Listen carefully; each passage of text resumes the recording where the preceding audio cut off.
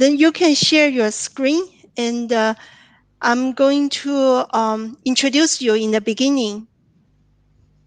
So I'm sharing. Can you guys see it? Yeah, I can see it. Okay.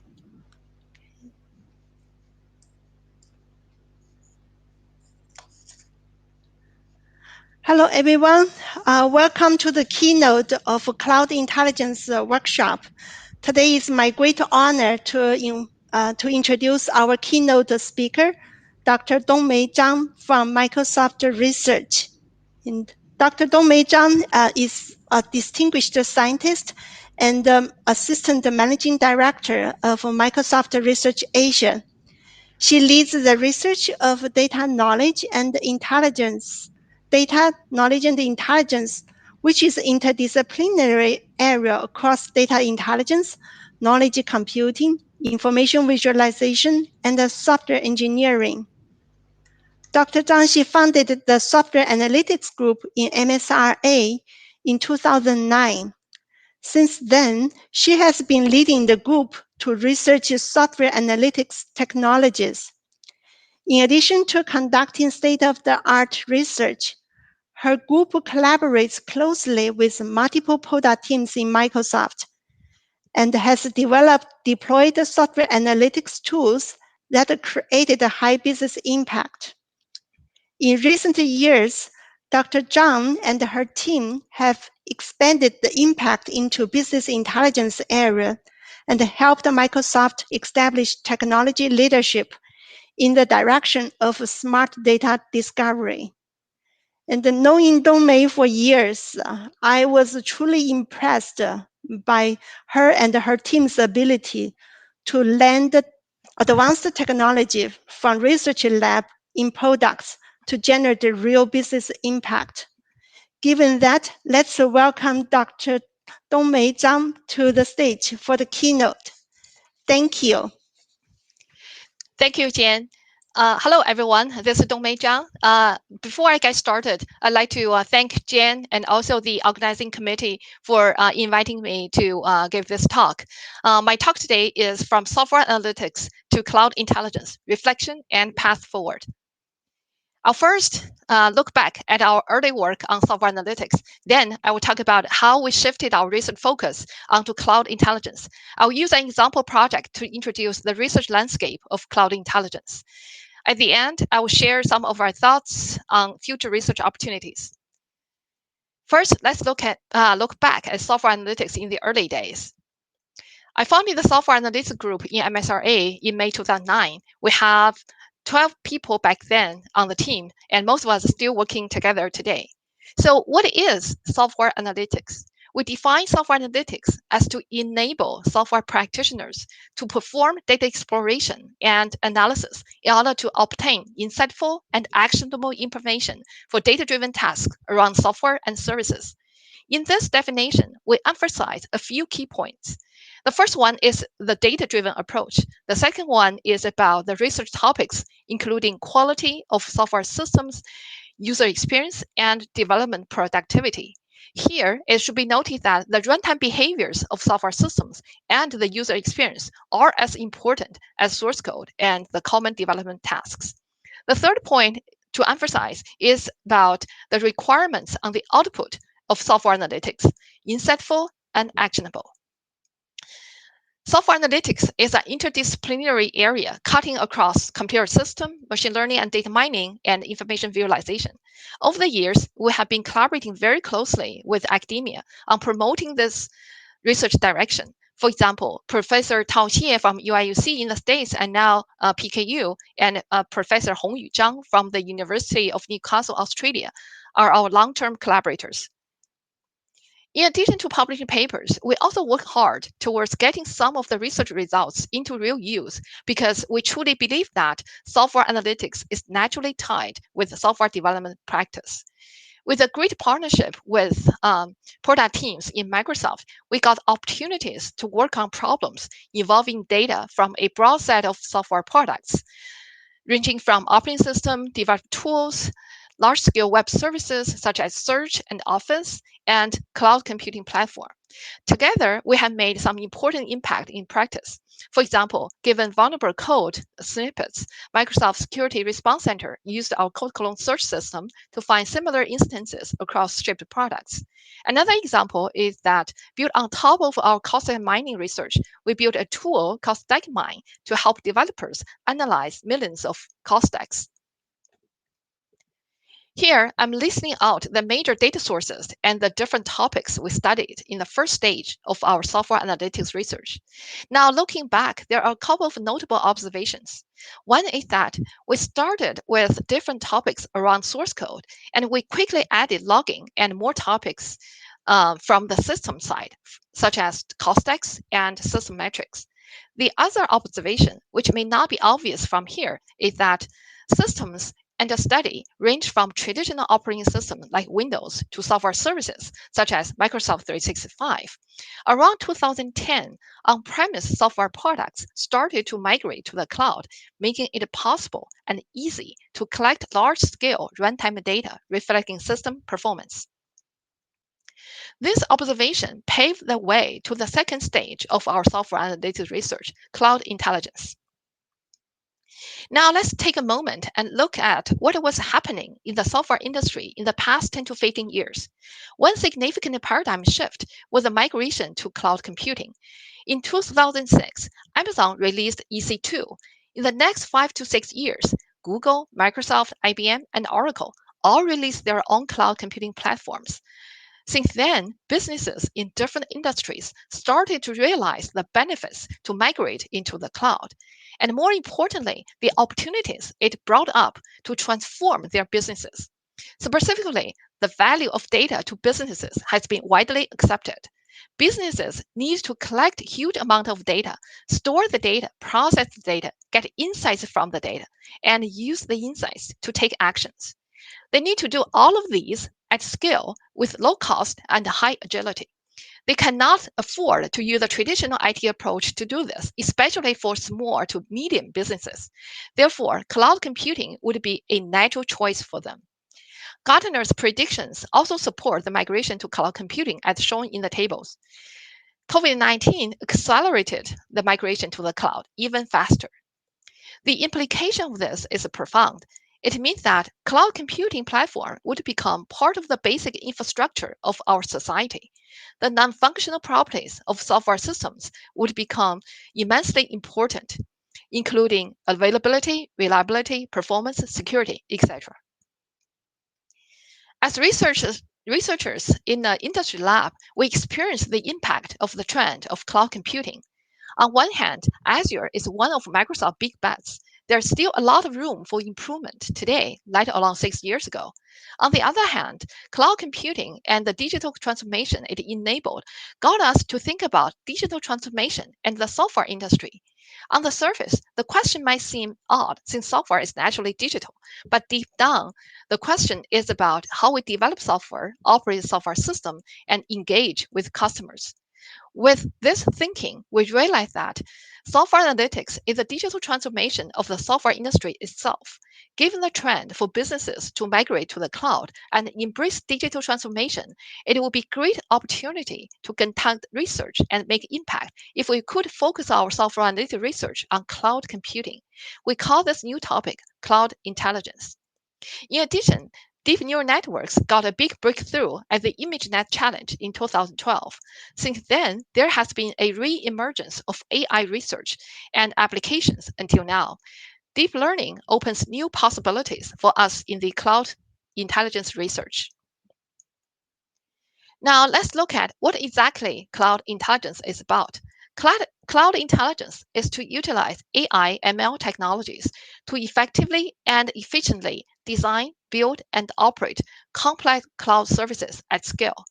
This diagram looks familiar, doesn't it? It has three major topics: services, engineering, and customers. To embed AI in there, the three topics are AI for system, AI for DevOps, and AI for customers. The North Star of cloud intelligence is for cloud services to have built in intelligence, meaning they could monitor themselves, analyze and assess the status, and they should be capable of self-adjusting and adapting to new conditions. Of course, there will be developers and operators in the loop when needed. With such intelligence, when dealing with service issues, the services will be proactive instead of reactive in order to minimize customer impact.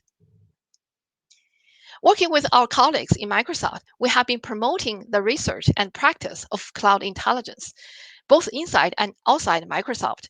In February 2020, we had the first cloud intelligence workshop at AAAI, which got a lot of interest.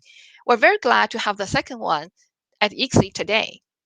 In recent years, AIOps has become a very popular word. It was first coined by Gartner in 2017.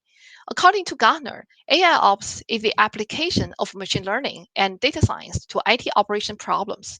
Compared to cloud intelligence, Gartner's AIOps concept focuses only on DevOps, whereas cloud intelligence has a much broader scope, including AI for system and AI for customer support. There is also effort on trying to broaden the concept of AI ops to include the system and customer aspects. For example, our collaborator Dr. Yingnong Dang presented a technical briefing at ICSI 2019 on the real-world challenges and research innovations of AI ops. Now let's look at the scenarios around each of the three topics of cloud intelligence. For services, the scenarios are around service health, specifically how to measure service health in different aspects, including availability, reliability, performance, etc. Using various metrics of component and resources, how to detect anomalous behaviors that may lead to service health problems. Furthermore, can we predict service health problem so that we can take proactive actions? When a problem happens or about to happen, can we recommend recovery actions or can we let the system do auto healing when appropriate? For engineering, all the scenarios here are familiar. I'd like to emphasize continuous deployment since it is the last line of defense before customers are widely impacted by new deployments. For customers, let's look at intelligent customer support. To cut down cost and improve efficiency, how can we enable self-service for customers? How can we provide actionable suggestions to customers? When a customer does talk to a service support personnel, how can we help make the connection, the communication easier and effective? As we're seeing here, the scenarios of cloud intelligence is quite broad. The list actually only covers some topics, but when we go deep down, we may find more. When we explore these scenarios, we find that four major problem categories can be extracted across different scenarios of cloud intelligence, namely detection, diagnosis, prediction, and optimization. Each problem has its own challenges. Let's take detection as an example. Think about two scenarios. One is to discover health problems of online service, and the other is to catch defective builds before they are deployed to production sites. Both scenarios require timely detection and present challenges. For example, time series data and log data are the most common data forms, and they are often multidimensional. The data may be noisy, and they may be different requirements on the detection, etc. On the right-hand side, I'm listing some of our work in the past few years trying to tackle some of the challenges in cloud intelligence. Next, I will use one example to show what we're done in more detail.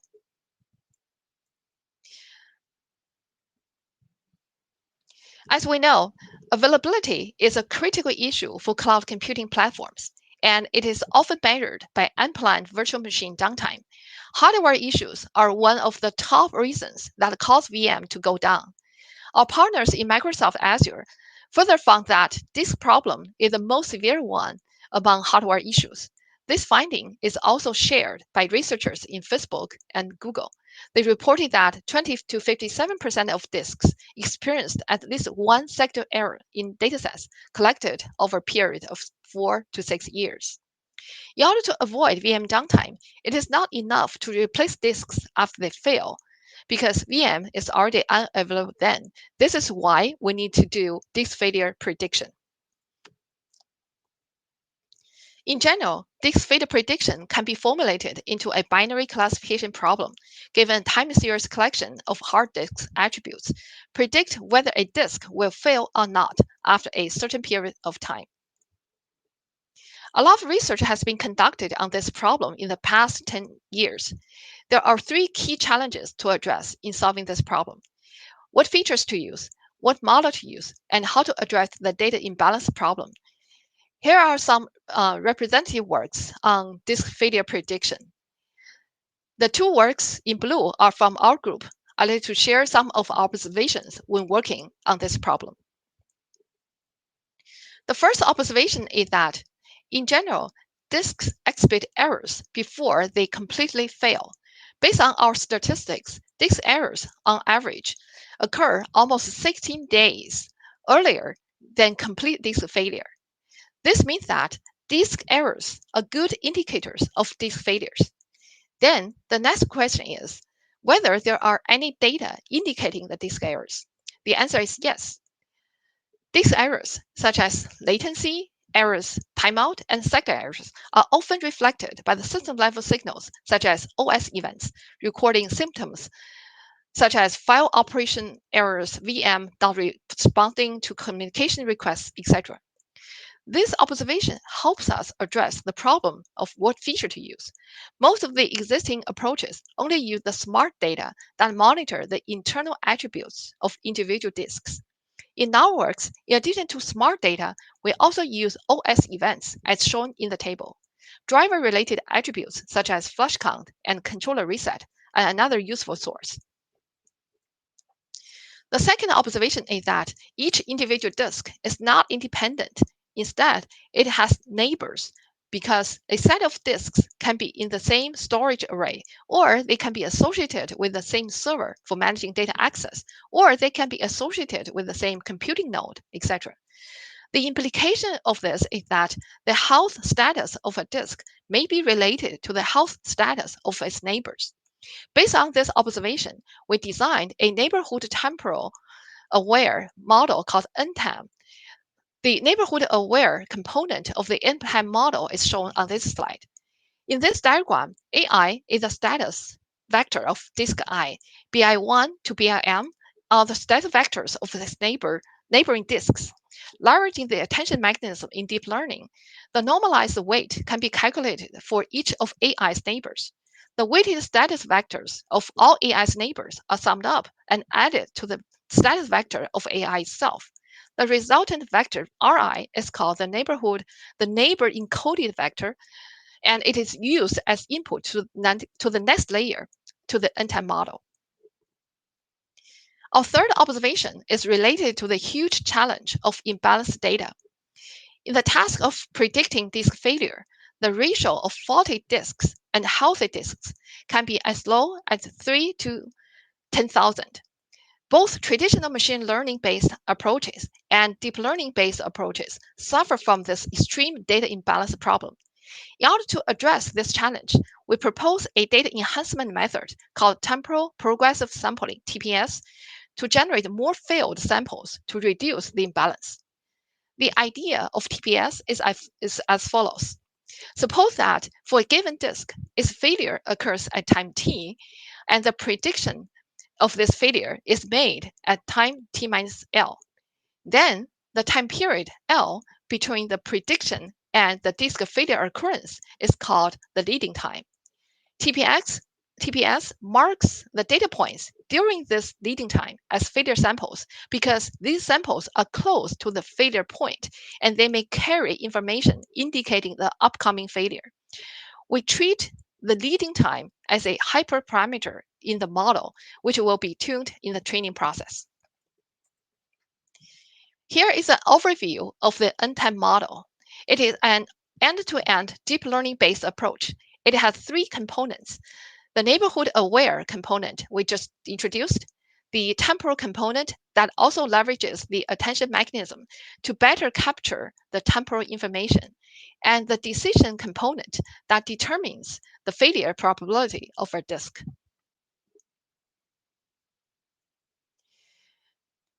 We have done extensive experiments to evaluate the performance of NTAM. We compared it with 10 state-of-the-art approaches, including 6 traditional machine learning-based approaches and 4 deep learning-based approaches. We ran the experiments on 2 industry sets and 1 public dataset. The industry datasets are collected from Microsoft Azure, and they include the status data of millions of disks over 2 months. This table shows that the comparison between NTAM and the 10 baseline approaches on the 2 industry datasets. On the left-hand side, without TPS, NTAM outperformed all the baseline in precision, recall, and F1. On the right-hand side, TPS is applied to NTAM and all the baselines. The results show that the performances of all the approaches are improved than not using TPS, demonstrating the effectiveness of TPS. More evaluation results can be found in the paper. Due to the time constraint, I won't talk about the 2 projects listed here. One is about intelligent virtual machine pre-provisioning, and the other is about proactive failure. Is about proactive failure migration for VM interruptions. You can refer to the papers for details. Next, I'd like to share some of our learnings working on cloud intelligence and also our thoughts on the future research opportunities. The first learning is about data culture. Over the years, we have seen tremendous mindset shift towards the data-driven culture in both academia and industry, which is truly great, but we're not there yet. In practice, there are still many issues around data quality. For example, some data pipelines do not have monitoring mechanism, which may result in missing data undetected. Another example is lacking effective management on data sources and data dependency, which may invalidate the downstream algorithms. The data issues bring up many research opportunities. The first one is instrumentation. How can we get data about the system we build? In practice, quite often, instrumentation still comes as a second thought. Developers are busy implementing features, and they may not have enough bandwidth to think through the design of instrumentation and get it done. Nowadays, many logging libraries or tools are available for developers to use. But the more difficult questions may still be where to log, what to log. How can we enforce instrumentation as first-class citizen as a code that implants features? How can we reduce the cost of instrumentation? How can we ensure the quality of the telemetry data? When the code changes, can we automatically suggest the changes to the corresponding instrumentation? The second learning is about proactive system design. Here is a high-level diagram illustrating this idea. The top part is a traditional system which monitors the input signals, gets the current status of the system, makes decision, and passes to the action-taking component for execution. This traditional design is reactive, meaning it takes action only based on the current status of the system or the workload. In the design of a proactive system, a machine learning-based prediction component is added to the traditional system. The prediction system takes the input signals, does the necessary processing, and outputs the future status of the system or the workload. The feature status makes it possible for the decision component to take proactive actions to avoid negative impact on the system. For example, the services on the unhealthy computing node can be live migrated to a healthy one to reduce VM downtime. Another example is to pre-provision certain number of VMs on a particular type in order to reduce the latency of VM provisioning. Taking the future status as extra input, the decision component in the traditional system design needs to be changed as indicated by the yellow box. Now, this proactive system opens up interesting research opportunities. The first one is building prediction models. We have some observations from our past experiences. It is important to define the right prediction target for a given prediction system. For example, there's a need to predict the capacity status of compute clusters. In this case, it is not necessary, excuse me, It is not necessary to predict the exact capacity amount. Predicting the available capacity levels, such as high, medium, and low, may be sufficient. This way, the prediction can be formulated as a classification problem. After a prediction model is deployed in production, its performance needs to be closely monitored. If the performance is lower than target, then model the model needs to be retrained using the latest data. Another alternative is to retrain the model on regular basis. Another issue to watch out is that in some scenarios, the practitioners may want to know why the prediction is made. For example, when a disk is predicted to fail, they may want to know the reason of the failure. In such scenarios, a black box model does not work well, even though it may achieve satisfactory results. Explainable models would be preferred. Another research opportunity is around the decision component. There are a few interesting aspects to think about. The first one is how to take the prediction result as input. Of course, the results can be used directly, but we also need to be aware that there is some uncertainty associated with the prediction. How would such uncertainty impact the robustness of the decision making? How do we take the uncertainty into account when making decisions? The second one is about making the decision explainable. Like building explainable machine learning models, quite often the decisions need to be understood by practitioners, meaning the responsible properties of the input to the decision component can be identified and what if questions can be answered to further help understand the current decision. The third aspect is how to design the decision components. There are different options. For example, the original rule-based decision system can be extended by adding more rules, or depending on the nature of the decision problem can be formulated differently.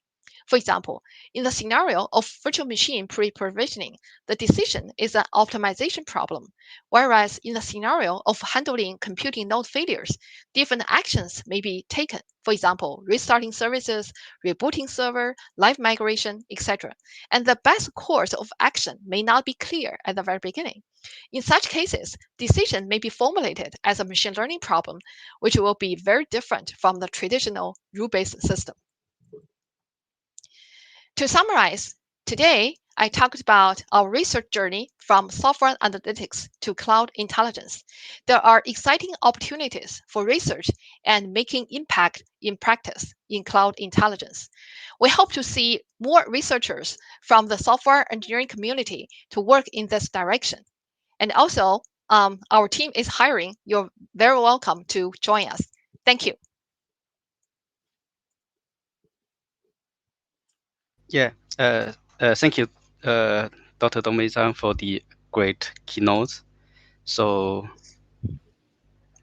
we have like 2 minutes left. So let me see. Uh, Actually, if there is no specific question from the audience, I have one quick question here.